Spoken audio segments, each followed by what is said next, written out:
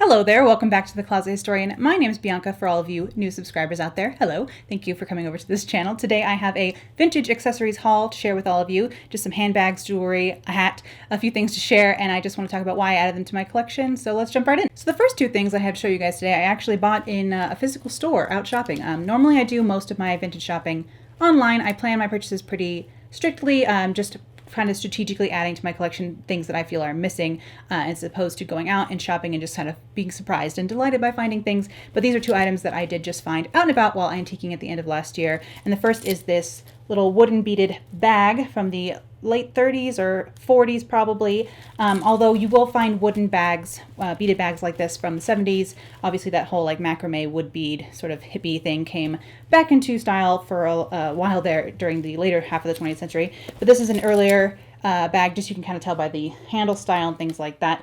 This one's got a plastic top and chain on it, and then this clasp at the top is actually pretty hard to open. But inside it's lined with a ivory sort of grosgrain or Petersham ribbed fabric. It's still pretty clean. It could use a little bit clean on the outside. It's a little bit dirty down here, but with things that are ivory, it's hard to find things that are clean and in good condition. So I picked this one up for $12 at an antique mall, and I thought it would be a great bag for next summer. And then the second item I picked up while out antiquing was this straw and wool hat. This was, it's a little bit misshapen, it's a little bit stained. Of course, things from the 40s show their age often because that was a long time ago. But this has got navy blue wool up here, and there's no moth on that, so that's really in pretty good condition. The straw is a little misshapen and a little bit dirty, so I'll try and maybe give it a steam or a little bit of a clean before I end up wearing it next summer. But I just thought this was a really cute style and really fun with like a summer suit, or with like I have a navy blue twill cotton short sleeve little suit that I wear in the summertime, and I thought this would go good with that. And I could put flowers on it or veiling or different trims if I wanted to, since it's a pretty simple hat. So I wanted to pick this one up. It was only $14 at the antique mall, and it's pretty rare that I find hats in good condition at antique malls here. So if I see them, I usually try to pick them up if they're in a style I like. So I grabbed this one that day, and I'm really happy with it. And the next item I have to show you is actually another handbag, and this one is in dark brown cord. That's C-O-R-D-E.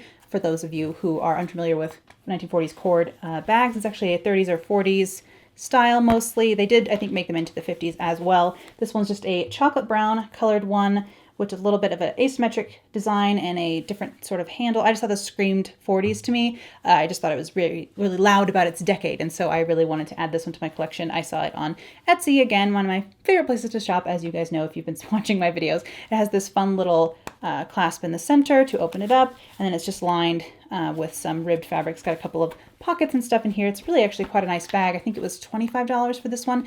I try not to pay more than $25 for handbags usually, because I find if you search hard enough, you can find what you're looking for a pretty good price, just because there are so many listings for something that was common like these. Cord handbags were quite popular in the 40s. Again, it's another alternative material to leather during wartime rationing. So there were a lot of handbags made out of fabrics or cord or rayon or crocheted or different materials because there was wartime rationing on leather. And something I mentioned before, I collect vintage accessories in color sets. So if I, for example, have brown gloves, a brown belt, and brown shoes that all sort of match, I try and get a brown bag to go with that so that I always have a lot of options when styling things, so I could kind of split my accessories into two colors, or I always have matching ones if I want to, because matchy-matchy kind of was a thing during the mid-century period. So it's actually, unlike today where matchy-matchy is considered kind of old-fashioned, we're going for the old-fashioned look, so I needed a brown handbag to go with my other brown accessories, and this fits that bill perfectly. Keeping with our cord theme, I also picked up this black cord clutch from the 1940s again. This is actually probably an original pull on this one. I will show you an example in just a moment of one that does have a replacement pull on it, because these obviously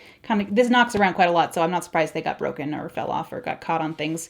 But this one seems to have its original pull and original metal zipper and things like that. It's got a bit of a chevron texture, but I just thought it was a good, nicer sized black clutch to pair with a lot of my 40s things. I wear black accessories quite a lot, so having more black accessories options in my arsenal is always a good thing. And then lastly, for my new collection of cord handbags, I added this large navy blue rectangular clutch. It's got a really fun sort of fan-shaped texture. I'll show you guys a close-up of that as well. This one may have been homemade just because it's a little bit, seems that it has more replacement parts to me than the other ones that I have. Although it is quite nicely made. The zipper seems to be a replacement. It's a plastic zipper. And then the pull has a split key ring, almost like a regular keychain ring, as opposed to any sort of chain or cord pull on it. So I'm assuming that that is a replacement pull.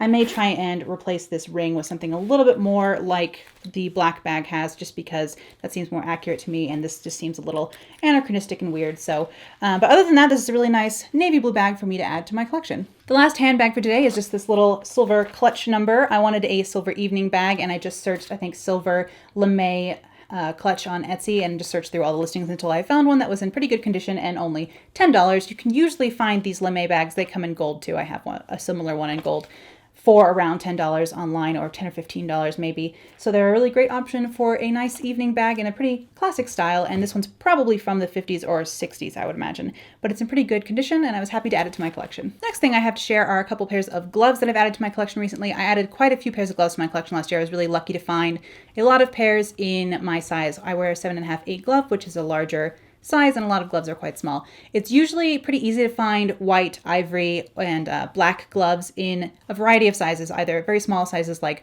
5 or children's sizes all the way up to size 8 and 9. But to find different bright colors in larger sizes can be quite difficult, and they are much more common to find 60s and 70s gloves as opposed to earlier gloves. And these ones are probably from the 50s, I would think, just because they are a cotton glove as opposed to some sort of nylon. Obviously a very useful color to have in a vintage accessory wardrobe, because red pairs with so many things so well and really gives that vintage look with either black or navy. So it's a really classic color to have. So I was happy to pick these guys up and add them to my collection. Another style of glove I was happy to add to my collection were these long white gloves. They're actually got some rouging down the arm here, and they are just about elbow length. But again, I wanted to find some in my size so that the fingers would be long enough. I've tried to fudge sort of glove sizes before, where I buy a size 7 and the fingers only come down so far, and it's just not very comfortable, and it just doesn't look as elegant as ones that actually fit. So I think it's worth maybe even paying a little bit more when you find a pair that are actually your size, and that's what I did with these. And I just think they're great for evening or layering under suiting when I'm going to be really cold or something like that. A little bit more formal, but I wanted to find a great pair of ivory gloves, and now I've got them. And now we come to talking about everyone's favorite sort of items, and those are, of course, costume jewelry. This is actually a clear or white clear rhinestone bracelet that I picked up for only $11 on Etsy. I just wanted something a bit glamorous and cocktail evening kind of bracelet to wear over gloves in the evening time. And so this one I just picked up for pretty cheap on Etsy. Another bracelet I picked up recently is actually a book chain bracelet. It's a style I really like. It's just the style of chain. It's usually kind of a wider, thick, squared chain. This one's got some almost heraldic or shield sort of motifs, with some red and blue enamel on the brass color. I'm sure this is just stamped out of brass or perhaps plated. So this was just another fun little book chain bracelet to add to my collection. I do pick these up quite often because I really like this style of chain, and usually they come with different like cabochons or rhinestones or different motifs kind of on them. So I picked up quite a few of these over the years that I've been collecting vintage jewelry, and this is just another one to add to my collection. Another vintage item I always look to pick up are going to be dress clips, and this is a pair of brass dress clips. They're probably plated brass on some sort of base metal, because they feel pretty heavy, and they seem to be not the brightest of brass colors, so it could be just plated on base metal. They seem to be from the 30s, perhaps maybe the 40s as well. This was a style that was just mostly popular from the 20s through the 40s, and that's why I like them so much, because they're so evocative of that era. And so I try and pick them up whenever I can. And this one was just a fun pair in a multicolored rhinestone, which I didn't have anything like that yet in my collection. So I nabbed these little pastel fun ones. Hopefully I can get away with wearing them in the daytime as well. A lot of these are very glamorous for evening and clipping onto the neckline of evening dresses, or you can clip onto your handbag, anywhere. They're so versatile.